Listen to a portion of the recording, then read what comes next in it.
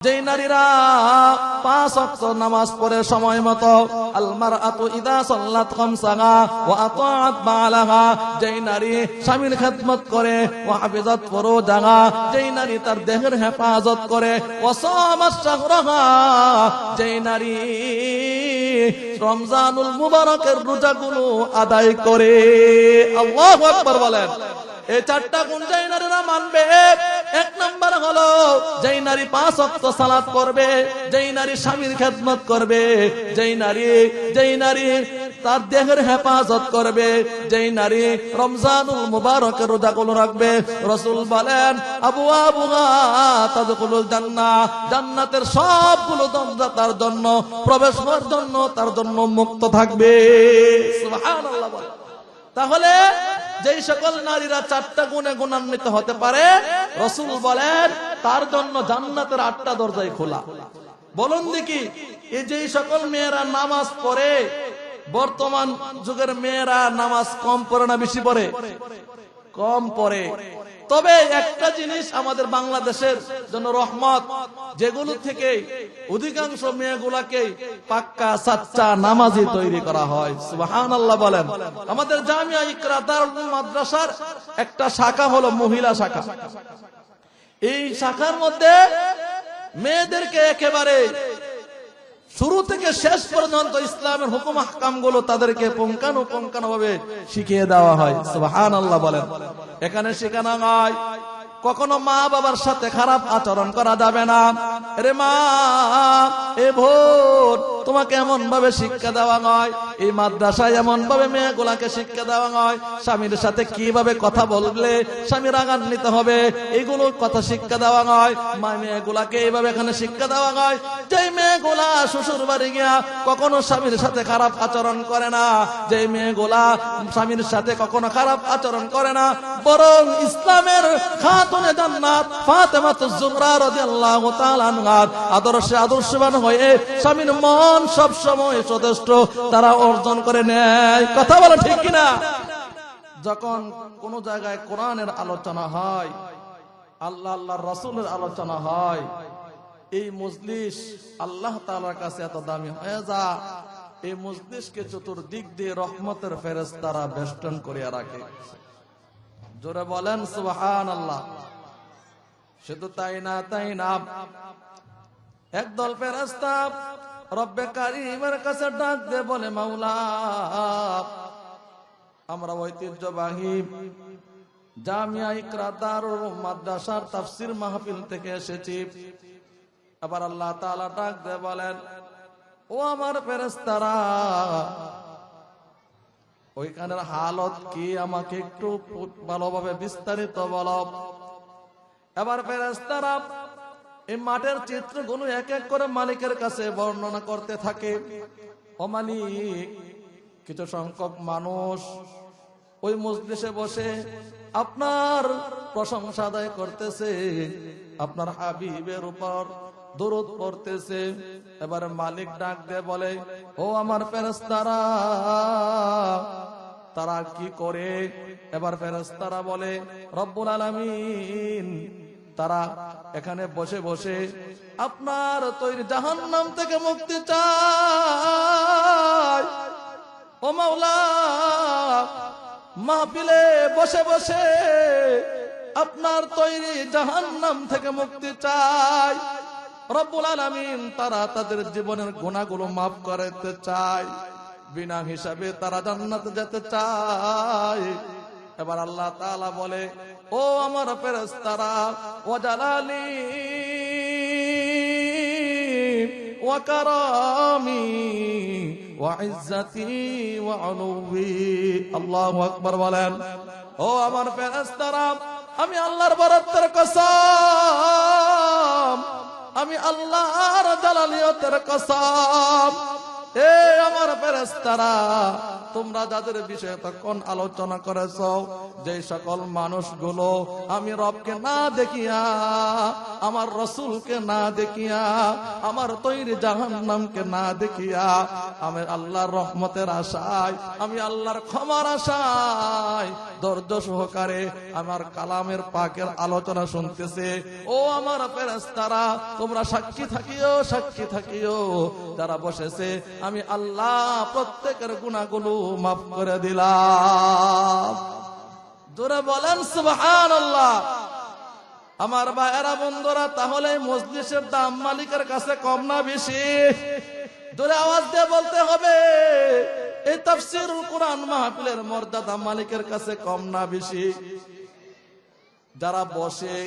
যারা বসে যতক্ষণ বসে থাকবে ততক্ষণ আল্লাহর পক্ষ থেকে সাকিনা নাজিল হতে থাকবে। সুবহানাল্লাহ।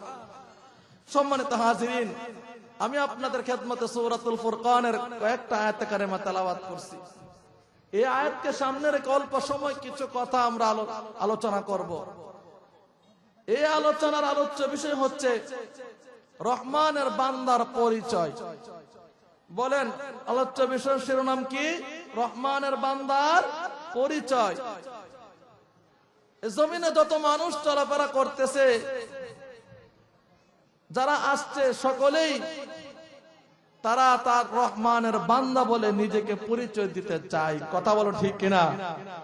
শুধু নিজেকে রহমানের বান্দার গোলাম দাবি করলে হবে না।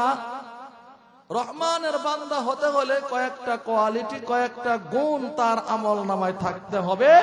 যার আমল নামার মধ্যে গুণগুলো পাওয়া যাবে, কেবল শুধুমাত্র সেই রহমানের বান্দা হতে পারবে। গুণ অর্জন না করে, সিফতগুলো অর্জন না করে আজীবন রহমানের বান্দা দাবি করলেও কখনো সে রহমানের গোলাম হতে পারবে। আমার আপনার রব, ওনার একটা নাম হলো রহমান। কথা বলেন ঠিক কিনা? আমরা হলাম গোলাম। যারা নিজেকে গোলাম দাবি করে, আল্লাহ পাক তাদের সম্পর্কে কয়েকটা আলোচনা করছেন, কয়েকটা বিষয় তুলে ধরছেন। যেই মানুষের মধ্যে কয়েকটা গুণ থাকবে, সে শুধু আমি আল্লাহর গোলাম। অন্যথায় তার মধ্যে এই গুণগুলো না থাকলে সে দাবি করতে পারবে সে কখনো আল্লাহর গোলাম বনতে পারবে না। তাহলে আমরা এক এক করে জানবো রহমানের বান্দা কারা, রহমানের গোলাম কারা। রাজি আছে তো ইনশাআল্লাহ? আল্লাহ তাআলা বলেন, ওয়া ইবাদুর রহমানিল্লাযীনা ইয়ামশুনা আলাল আরদি হাওনা ওয়া ইযা খাতাবাহুমুল জাহিলুন ক্বালু সালামা। ওয়া ইবাদুর রহমান, আমি রহমানের গোলাম যারা হবে, এক নাম্বার গুণ হলো, এক নাম্বার বৈশিষ্ট্য হলো ওয়া ইবাদুর রহমানিল্লাযীনা ইয়ামশুনা আলাল আরদি হাওনা। এক নাম্বার গুণ হলো, যারা আমি আল্লাহর গোলাম বলে নিজেকে দাবি করবে, তাকে এক নাম্বার গুণ হলো সে আমার জমিনে অহংকার নিয়ে চলতে পারবে না। আমি রবের জমিনে, আমি আল্লাহর জমিনে ওই বান্দা বিনয়ের সাথে চলাফেরা করবে। সুবহানাল্লাহ বলেন। আল্লাহ বলেন, ও দুনিয়ার মানুষেরা, যারা বলে আমার রব আল্লাহ, আমি তার গোলাম, আমি তার বান্দা, আল্লাহ বলেন তুমি যদি আমার বান্দা হতে চাও তাহলে তোমার এক নাম্বার সবক মানতে হবে, আর সেটা হলো আমার জমিনে তোমাকে বিনয়ের সাথে চলতে হবে, নম্রতার সাথে চলতে হবে। অহংকার করা যাবে না, তাকাব্বুরি করা যাবে না, বাহাদুরি করা যাবে না, অন্যের উপর জুলুম করা যাবে না। আল্লাহ বলেন তোমার মধ্যে যদি নম্রতা বিনয় পাওয়া যায় তবে শুধুমাত্র তুমি আমার গোলাম। সুবহানাল্লাহ বলেন। মুসলমান ভাইয়েরা আমার, এক নম্বর কোয়ালিটি হলো অহংকার মুক্ত জীবন লাগবে, বিনয়ের সাথে আল্লাহর জমিনে চলতে হবে। যদি পারি তবে শুধু আমি আপনি আল্লাহর গোলাম হতে পারবো। দুই নম্বর হলো ওয়া ইযা খাতাবাহুমুল জাহিলুনা ক্বালু সালামা।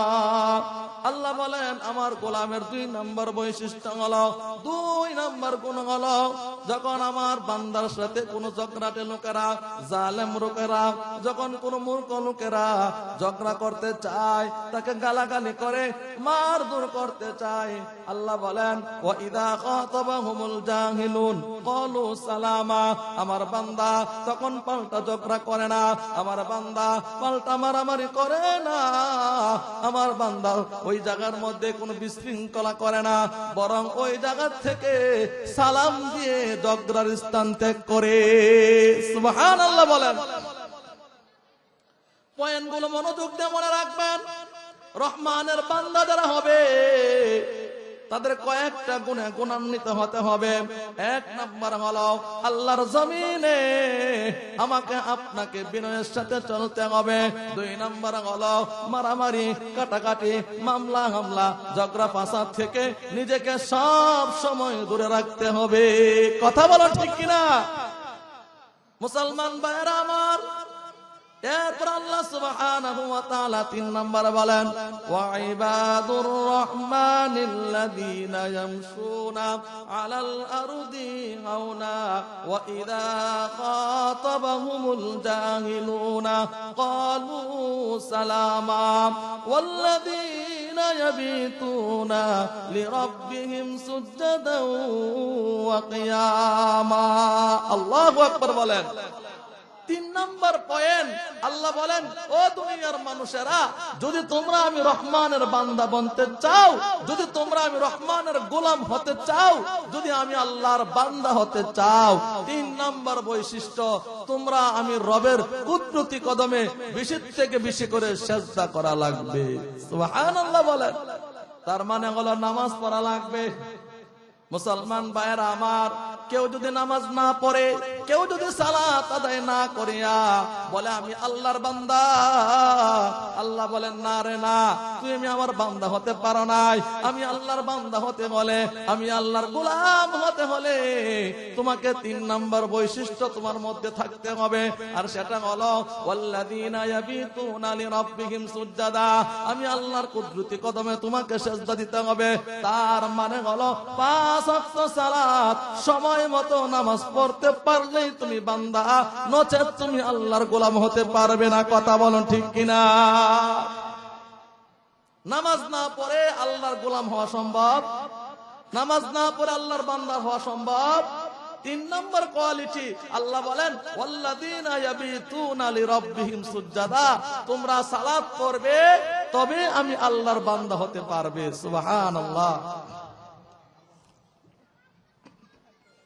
এই নামাজের গুরুত্ব মুসলমানের ইসলামের মধ্যে গুরুত্ব কম না বেশি? সবাই বলেন কম না বেশি? হাদিস শরীফে রাসূলুল্লাহ সাল্লাল্লাহু আলাইহি সাল্লাম বলেন মুসলমান আর বেঈমানের মধ্যে পার্থক্য হলো, মুসলমান আর কাফেরের মধ্যে পার্থক্য হলো নামাজ। মুসলমান নামাজ পড়ে, বেঈমান নামাজ পড়ে না। ইমানদার নামাজ পড়ে, শয়তান নামাজ পড়ে না। কাজেই যারা নামাজ না পড়েও বুঝাইতে চায় আমি পাক্কা সাচ্চা মুসলমান, তারা এই সমাজের ভণ্ড মুসলমান ছাড়া আর কিছু নয়। কথা বলেন ঠিক কিনা? আল্লাহর বান্দা হতে হলে আমাকে আপনাকে অবশ্যই সালাত পড়তে হবে। কথা বলেন ঠিক কিনা? আমার ভাইয়েরা বন্ধুরা, আল্লাহর পয়গম্বর প্রিয় নবী মুহাম্মদুর রাসূলুল্লাহ সাল্লাল্লাহু আলাইহি ওয়াসাল্লামকে ডাক দিয়ে সাহাবীরা বলেন ইয়া রাসূলুল্লাহ, ইয়া হাবিবাল্লাহ, ওগো নবীজি আপনি আমাদের কেমন কিছু গুরুত্বপূর্ণ আমলের কথা বলে দেন, যে আমলগুলো একমাত্র আল্লাহর কাছে বেশি থেকে বেশি পছন্দনীয়। আল্লাহর পছন্দের কিছু আমল কথা আমাদেরকে শিখায়া দেন। এবার আল্লাহর নবী সাহাবীদেরকে ডাক দিয়ে বলেন ও আমার সাহাবীরা, শোনো শোনো শোনো, আল্লাহ তাআলার কাছে কয়েকটা আমল আছে খুব পছন্দনীয়। আইয়ুল আমালি আফজালু ইলাল্লাহ, আইয়ুল আমালি আফজালু ইলাল্লাহ, আল্লাহ তাআলার কাছে গুরুত্বপূর্ণ কয়েকটা আমল আছে। তন্মধ্যে 3টা আমল হলো বেশি গুরুত্বপূর্ণ। আস-সালাতু আলা ওয়াক্তিহা, সুম্মা বিররুল ওয়ালিদাইন, ইন্নামাল জিহাদু ফি সাবিলিল্লাহ। আমার ভাইয়েরা বন্ধুরা, সাহাবায়ে কেরামের প্রতি উত্তরে রাসূল বলেন, ও আমার সাহাবীরা, আল্লাহ তাআলার কাছে তিনটা আমল অতি গুরুত্বপূর্ণ। তার মধ্যে একটা হলো আসসালাতু আলা ওয়াক্তিহা, সময় মতো নামাজ পড়া, সময় মতো মালিকের কদমে সিজদা দেওয়া, সময় মতো আল্লাহর কদমে সিজদা দেওয়া, ওয়াক্ত মতো সালাত পড়া আল্লাহ তাআলার কাছে সবচেয়ে দামি আমল। সুবহানাল্লাহ বলেন। আল্লাহর পয়গম্বর বলেন, ও আমার সাহাবীরা, কেউ যদি আল্লাহর পছন্দের নামাজ ছেড়ে দেয়, কেউ যদি আল্লাহর কুদরতি কদমে সিজদা না দেয়, কেউ যদি আল্লাহ তাআলার সালাতগুলো ছেড়ে দেয়, ও আমার সাহাবীরা, তাহলে তার কবরে শাস্তি হবে তিনটা। তার মধ্যে একটা হলো যখন বেনামাজিকে কবরের মধ্যে রাখা হবে। আমার ভাইয়েরা বন্ধুরা, আল্লাহর নবী বলেন, ও আমার সাহাবীরা, যখন বেনামাজিকে কবরে রাখা হবে, সাথে সাথে তার তিনটা শাস্তি শুরু হয়ে যাবে। বেনামাজির কবরের মধ্যে দুই দিকের মাটিগুলো এমন ভাবে চাপ দিবে, একটা পাথরের হাড় আর একটা দিয়ে একটা আরেকটার ভিতর ঢুকে যাবে। মুসলমান ভাইয়েরা আমার, শুধু তাই নয়, আল্লাহর পয়গম্বর বলেন, দুই নাম্বার শাস্তি হলো তার ওই বেনামাজির শরীরের মধ্যে জাহান্নামের পোশাক খোলা পরায়া দেওয়া হবে। শুধু তাই না, তিন নাম্বার শাস্তি হবে বেনামাজির কবরের মধ্যে এমন কিছু বিষাক্ত সাপ দেওয়া হবে, যোহর থেকে আসর, আসর থেকে মাগরিব, মাগরিব থেকে এশা, এশা থেকে ফজর, এরকম ভাবে কিয়ামত পর্যন্ত বেনামাজিকে সাপগুলা কামড়াইতে থাকবে। কথা বলুন ঠিক কিনা? আমার ভাইয়েরা বন্ধুরা, বলুন দেখি বেনামাজির কবরে শাস্তি আছে না নাই? আল্লাহর পয়গম্বর বলেন, রে আমার সাহাবীরা, শুধু তাই না, আসসালাতু আলা ওয়াক্তিহা, আল্লাহর পছন্দের নামাজ কেউ যদি ছেড়ে দেয়, শুধু কবরে শাস্তি হবে না, আল্লাহর হাবিব বলেন, কাল কিয়ামতের ময়দানে বেনামাজিদেরকে লাঞ্ছিত করা হবে, বেইজ্জত করা হবে, তাদেরকে কোটি কোটি মানুষের সামনে তাদেরকে অপমান অপদস্থ করা হবে। কথাকার, জোরে বলেন কথাকার। আল্লাহর হাবিব বলেন, সাহাবীরা, শুধু এখানে সাই নয়, যখন জান্নাতীরা জান্নাতে যাওয়ার পরে একদল জাহান্নামীদেরকে ডেকে ডেকে বলা হবে, ফি জান্নাতি ইয়াতাসাআলুন আনিল মুজরিমিন মা সালাকাতুম ফি সাকার। ও জাহান্নামীরা, কোন গুনার কারণে, কোন অপরাধের কারণে তোমাদেরকে ভয়াবহ জাহান্নামে আসতে হয়েছে? ও জাহান্নামীরা, বলো বলো, কোন গুনার কারণে তোমাদেরকে জাহান্নামে আসতে হয়েছে? বলো না, কোন সে গুনার কারণে তোমাদেরকে জাহান্নামে আসতে হয়েছে? আমার ভাইয়েরা বন্ধুরা, এবার জাহান্নামীরা হাউমাউ করে কান্না করে আর উত্তর দেয়, ও জান্নাতি ভাইয়েরা, দুনিয়ায় থাকতে তুমি আমি একই সমাজের ছিলাম, তুমি আমি একই মহল্লার ছিলাম, আমরা চারটা অপরাধের কারণে মহান আল্লাহ আমাদেরকে ভয়াবহ সাকার নামক জাহান্নামে নিক্ষেপ করছে। কয়টা কারণ? আমার ভাইয়েরা বন্ধুরা, এবার জাহান্নামীরা হাউমাউ করে কান্না করে আর বলে, ও জান্নাতীরা, চারটা কারণে আমাদেরকে জাহান্নামে আসতে হয়েছে। তার মধ্যে একটা হলো ক্বালু লাম নাকু মিনাল মুসাল্লিন। ও জান্নাতীরা, বড় বড় চারটা অপরাধের কারণে আমাদেরকে জাহান্নামে আসতে হয়েছে। তার মধ্যে হলো, দুনিয়ায় থাকতে তোমরা যারা মুসল্লি ছিলে, দুনিয়ায় থাকতে তোমরা যারা নামাজি ছিলে, দুনিয়ায় থাকতে তোমরা যারা আল্লাহর কুদরতি কদমে সিজদা দিয়েছিলে, আমরা হতভাগারা দুনিয়ায় থাকতে মুসল্লি ছিলাম না, দুনিয়ায় থাকতে আমি নামাজি ছিলাম না, দুনিয়ায় থাকতে মুসল্লিদের মধ্য থেকে আমি একজন মুসল্লি না হওয়ার কারণে আমাকে সাকার নামক জাহান্নামে নিক্ষেপ করছে। আমার ভাইয়েরা বন্ধুরা, আল্লাহর হাবিব আবার সাহাবীদেরকে বলেন, ও আমার সাহাবীরা, কেউ যদি আল্লাহর পছন্দের নামাজ ছেড়ে দেয়, তাহলে তাকে কবরে শাস্তি পেতে হবে। কেউ যদি আল্লাহর পছন্দের সালাত ছেড়ে দেয়, তাকে হাসরের ময়দানে বেইজ্জত হতে হবে। কেউ যদি আল্লাহর পছন্দের নামাজ ছেড়ে দেয়, সাকার নামক ভয়াবহ জাহান্নামে তাকে নিক্ষিপ্ত হতে হবে। কথা বলেন ঠিক কিনা? এই জন্য আল্লাহ বলেন, ওয়াল্লাযীনা ইয়াবিতুনা ইয়াবিতুনা লিরাব্বিহিম সুজদাও ওয়া কিয়ামা। রহমানের গোলাম যদি হতে চাও, আমি আল্লাহর বান্দা যদি হতে চাও, নামাজ ছাড়া কোনো উপায় নাই। নামাজ পড়াই লাগবে। নামাজ পড়া ছাড়া কখনো তুমি কোনোভাবে আমি আল্লাহর বান্দা হতে পারবে না। আমার ভাইয়েরা বন্ধুরা, রহমানের বান্দা হতে হলে কয়েকটা গুণ অর্জন করতে হবে। তন্মধ্যে একটা হলো আল্লাহর জমিনে আমাকে আপনাকে বিনয়ের সাথে চলতে হবে। রহমানের বান্দা হতে হলে ঝগড়া মারামারি করা যাবে না, কাটাকাটি করা যাবে না, মামলা হামলা করা যাবে না, এবং ঝগড়া থেকে নিজেকে দূরে সরায় রাখতে হবে। রহমানের বান্দা হতে হলে মহান আল্লাহর ঘোষণা, আমাকে আপনাকে সকাল সন্ধ্যা সময় মতো মালিকের সালাত গুলো আদায় করা লাগবে। কথা বলেন ঠিক কিনা? রহমানের বান্দা হতে হলে তিনটা গুণ জানলাম। এক নাম্বার হলো আল্লাহর জমিনে বিনয়ের সাথে চলতে হবে। দুই নাম্বার হলো সকল প্রকার ঝগড়া থেকে নিজেকে দূরে রাখতে হবে। তিন নাম্বার হলো সকাল সন্ধ্যা সময় মতো সেজদা করতে হবে। কাকে? মনে আছে সাহাবায়ে কেরাম জিজ্ঞেস করেছিল, ইয়া রাসূলুল্লাহ, ইয়া হাবিবাল্লাহ, আইয়ুল আমালি আফজালু ইলাল্লাহ, আল্লাহর কাছে পছন্দনীয় আমল কি? রাসূল বলেছিলেন তিনটা।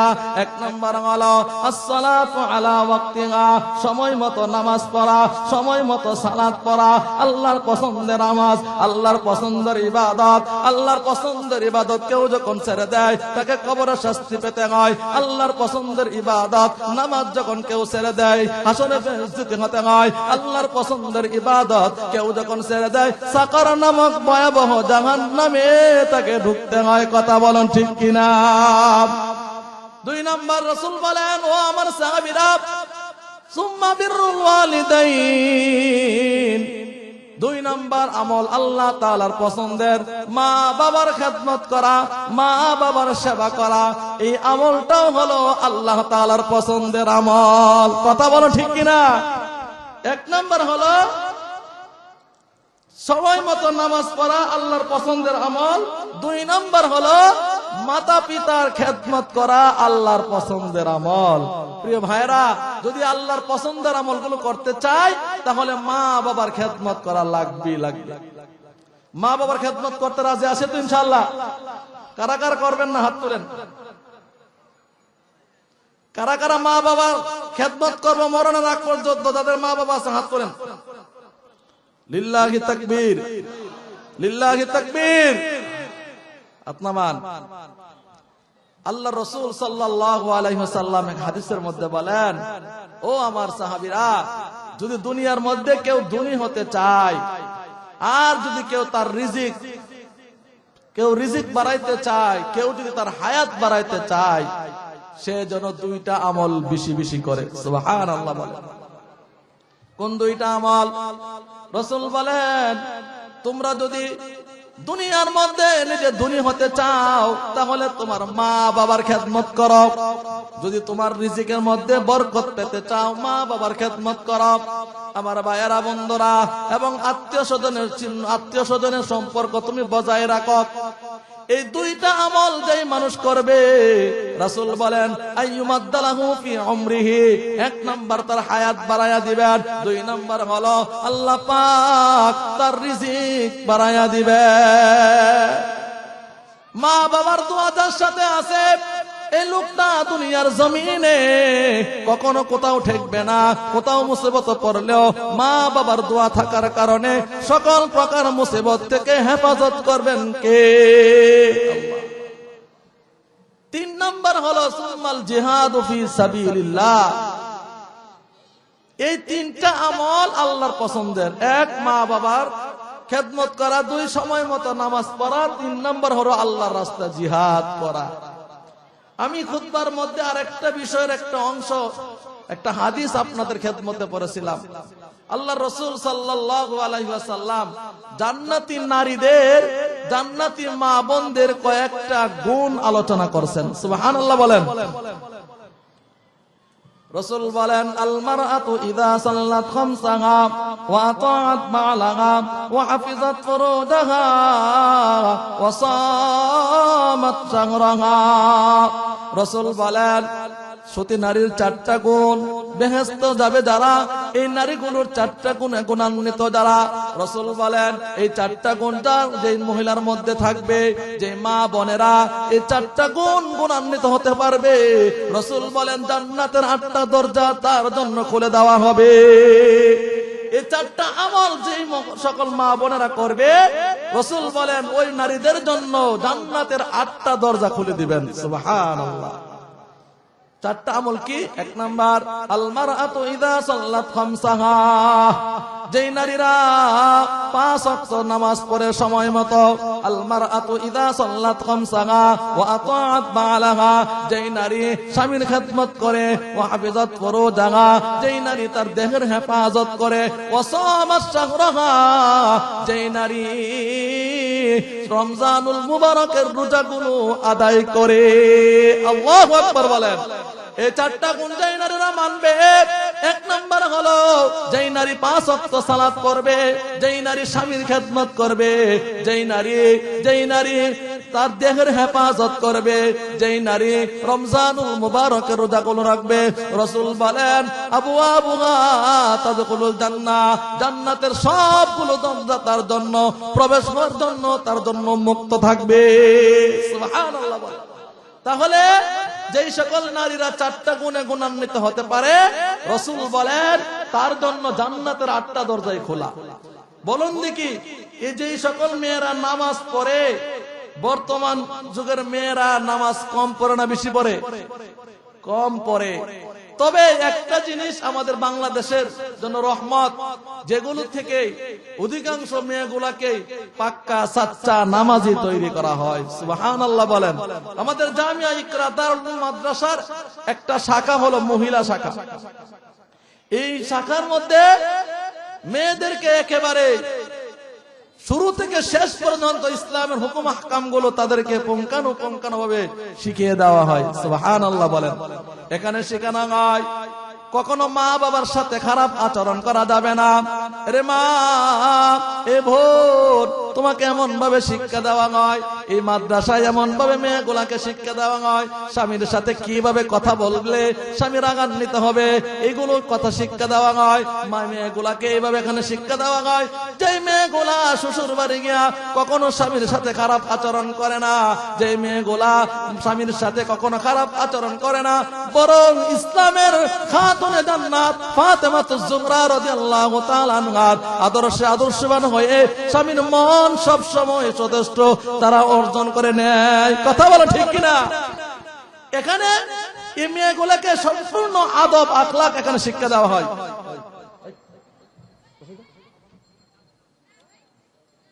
বলতেছিলাম এই মাদ্রাসার মধ্যে মেয়েগুলাকে আখলাকে হাসানা উত্তম চরিত্র শিক্ষা দেওয়া হয়, যার ফলে মেয়েগুলা আমরা যেরকম আমার আপনার জন্য নামাজ রোজা ফরজ, মেয়েদের জন্য ফরজ। এই মহিলা মাদ্রাসার মধ্যে খাতুনে জান্নাত ফাতেমাতুজ জোহরা রাদিয়াল্লাহু তাআলা আনহার আদর্শবান করে এক একটা মেয়েকে গড়ে তোলা হয়। এই জন্য আমাদের ছেলেদের পাশাপাশি আমরা আমাদের মেয়েগুলাকে মহিলা মাদ্রাসা ভর্তি করবো তো ইনশাআল্লাহ? করবো তো ইনশাআল্লাহ? আল্লাহর নবী মুহাম্মদুর রাসূলুল্লাহ সাল্লাল্লাহু আলাইহি সাল্লাম স্বামীর খেদমতের কথা আলোচনা করতে গিয়ে তার মেয়ে ফাতেমাকে একদিন উপদেশ দিতেছেন, ইয়া ফাতেমাতু আনতিজি নাফসাকি আনিন নার, ইয়া ফাতেমাতু আনতিজি নাফসাকি আনিন নার ফাইন্নী লা উবাররিউকা আনকি মিনাল্লাহি শাইআ। ও আমার মেয়ে ফাতেমা, তুমি যদি কবরের আযাব থেকে বাঁচতে চাও, তুমি যদি কবরের আযাব থেকে বাঁচতে চাও, তোমার আমলনামায় যদি স্বামীর খেদমত না থাকে, তোমার আমলনামায় যদি আল্লাহর হুকুম পড়া না থাকে, আরে ফাতেমা ফাইন্নী লা উবাররিউকা আনকি মিনাল্লাহি শাইআ। ও আমার মেয়ে ফাতেমা, তোমার আমলনামা যদি স্বামীর খেদমত খেদমত না থাকে, তোমার আমল নামার মধ্যে যদি মা বাবার খেদমত না থাকে, আমি নবী, বিশ্ব নবী, তোমার আব্বা হয়েও তোমাকে কবরের আযাব থেকে রেহাই করতে পারবো না। বলুন দেখি, কবরে কারো পরিচয় চিনবে? চিনবে না। অর্থাৎ মেয়েদের আদর্শগুলো এত দামি, এত গুরুত্ব, মেয়েগুলার দ্বারাই অনেক পুরুষ গুনায় জর্জরিত হয়। কথা বলো ঠিক কিনা? এই জন্য আমাদের মেয়েগুলাকে পর্দায় রাখতে হলে একমাত্র আমাদের মহিলা মাদ্রাসায় নিরাপদ। এই মহিলা মাদ্রাসা ছাড়া বিভিন্ন শিক্ষা প্রতিষ্ঠানে গিয়ে ক্লাস 5 এর 6 এর 8 এর মেয়েরা যে সমস্ত সম্পর্কে জড়িয়ে পরে কিছুদিন পর বিভিন্ন বাসার সামনে গিয়ে আমরা বিভিন্ন অনলাইনে দেখতে পাই তারা অনশন করে। কথা বলেন ঠিক কিনা?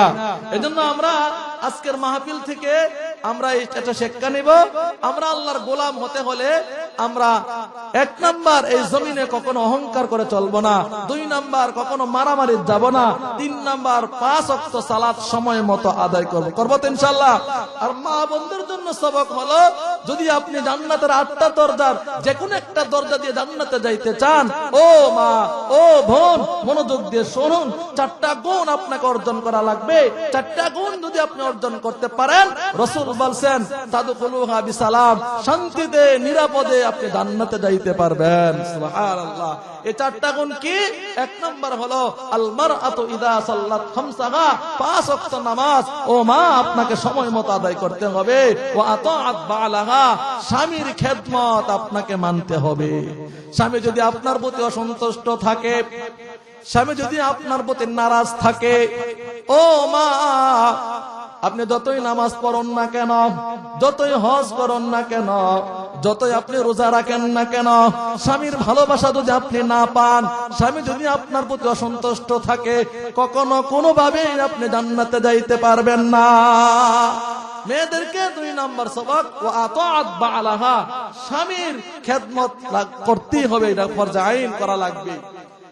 3 নাম্বার হলো ওয়াহাফিজাত ফুরুজাহা, পর্দার হুকুম পুরোপুরি মানতে হবে।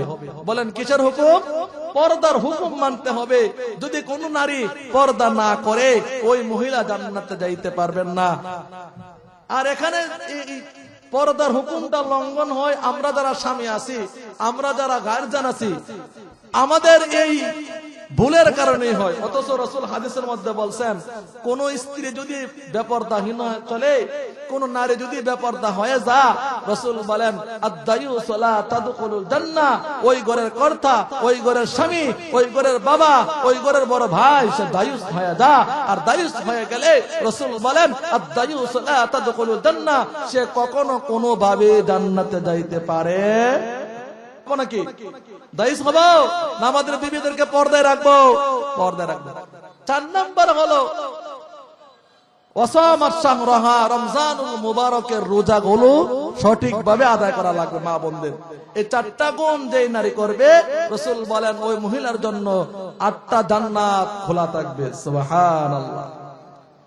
আল্লাহ সুবহানাহু ওয়া তাআলা সূরাতুল ফুরকানের পরে বলেন, ওয়াল্লাযীনা ইয়াবিতুনা লিরাব্বিহিম সুজদাদান ওয়া কিয়ামা ওয়াল্লাযীনা ইয়াকুলুনা রাব্বানা আসরিফ আন্না আযাবা জাহান্নাম ইন্না আযাবাহা কানা গরামা।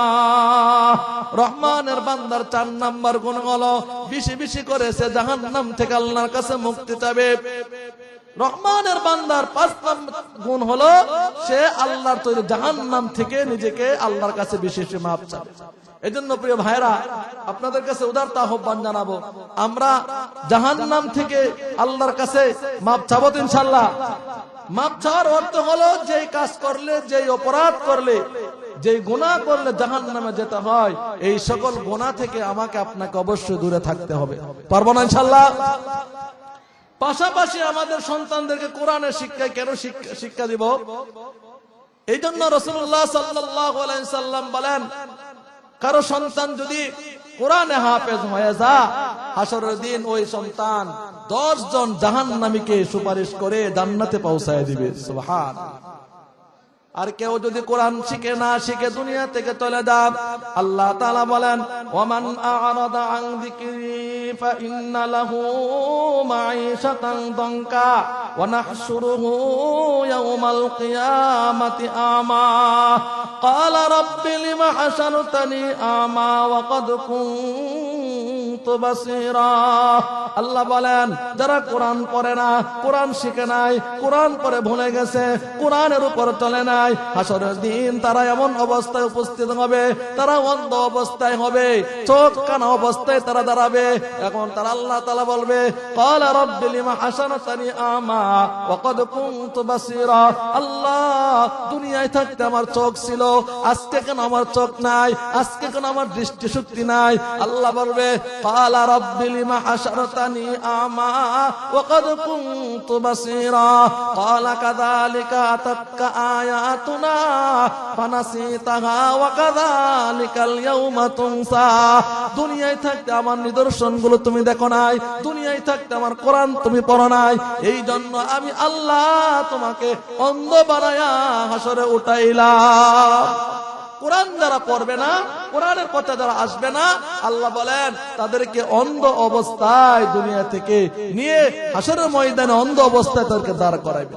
আমরা কি কেউ অন্ধ হয়ে উঠতে চাই না? কোরআন পড়বো ইনশাল্লাহ, কোরআন পড়বো তো ইনশাল্লাহ। আমাদের ঐতিহ্যবাহী চান্দরা ভাঙ্গা দামে মসজিদে আমাদের ষষ্ঠ বেশ কিছুদিনের ভিতরে চালু হবে ইনশাআল্লাহ। এখানে প্রায় 300 বয়স্ক ছাত্র কোরআন পড়ছে, কোরআন খতম দিয়ে গেছে। এজন্য যারা কোরআন পড়ি না